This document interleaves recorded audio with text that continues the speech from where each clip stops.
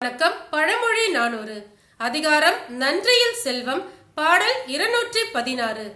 வழங்கலும் துய்த்தலும் தேற்றாதான் பெற்ற முழங்கு முரசுடை செல்வம் தழங்கருவி வேய்முற்றி முத்துதிரும் வெற்ப அதுவன்றோ நாய் பெற்ற தெங்கம் பழம்.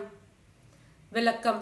முழங்குகின்ற அருவி நீர் கொட்டுவதால் முதிர்ந்த மூங்கில் நெல்லானது தன் முத்துக்களை உதிரும் மலைநாட்டின் வேந்தனே பிறர்க்கு வழங்குவதும் அல்லது தான் பயன்படுத்திக் கொள்வதும் முதலியன தெரியாதவன் பெற்றுள்ள முழங்கும் முரசுகளை உடைய அரசு செல்வமானது நாய் பெற்ற முழு தேங்காய்க்கு ஒப்பாகும்.